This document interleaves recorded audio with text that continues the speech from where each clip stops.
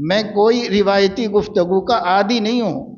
امت کی جو ضرورت ہے، جو کوتاہیاں ہیں، جو فکریں ہیں، اسی پر بات کرنا ہے اور اسی کی طرف توجہ امت کو دلانا ہے. مدارس ہمارے پاس درست کر لیے جائیں. ان علاقوں میں ہمارا بہت کم آنا ہوتا ہے، لیکن جو آنے والے بعض اکے دکے بچوں سے جو حالات معلوم ہوتے ہیں، ان طالب علموں سے پھر پتہ چلتا ہے کہ مدرسے کم ہیں اور جو ہیں ان میں طلبہ کم ہیں، اور جب طلبہ برائے نام ہوتے ہیں تو وہاں ماحول نہیں بنتا پڑھنے پڑھانے کا.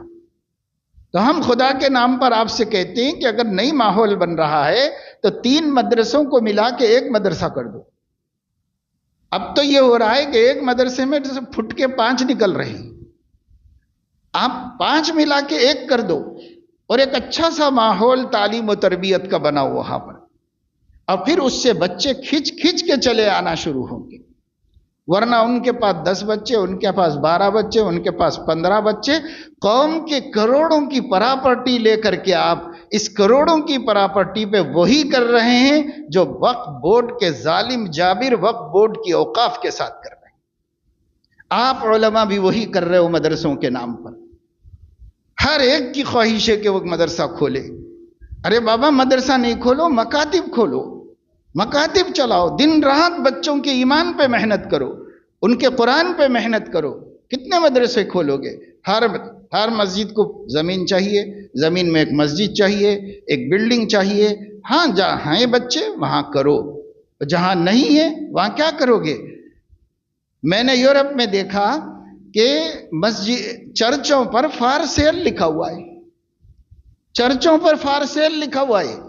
اور کتنے چرچوں میں بیان کیا ہوں جو اب مسجد بن گئی، مسلمانوں نے خرید کے مسجد بنا لیا. اب وہ چرچ اس لیے نظر آئی کہ انگلینڈ کا قانون یہ ہے کہ کسی بھی پرانی عمارت کو باہر سے چینج نہیں کر سکتے. اندر سے چاہے آپ جتنا اس کو بدلنا چاہیں بدل لیں، باہر سے چینج نہیں کر سکتے. وہاں کا ایک قانون ہے بلدیہ کا. اس قانون کے تحت چرچ وہ چرچ ہی رہتا ہے باہر سے، لیکن آپ اندر چلے جاؤ تو محراب بھی، ممبر بھی، جا نمازیں، قرآن شریف، ٹوپیاں، ہر چیز مسجد ہی کی نظر آئے گی. اب باہر نکل کے بلڈنگ دیکھو تو وہ چرچ نظر آئے گا. اب میں نے لوگوں سے کہا کہ بھائی یہ تو چرچ ہے. نہیں مولانا چرچ نہیں ہے، مسجد ہی ہے. ارے ایسی کیسی مسجد ہے؟ تو یہ قانون معلوم ہوا. اندر جاؤ بالکل مسجد کا ماحول اور مسجد ہی. تو مسلمانوں نے چرچ خرید کے مسجد بنا لیے. سینکڑوں چرچ بک گئے. کیوں؟ کہ ایک تحریک چلی تھی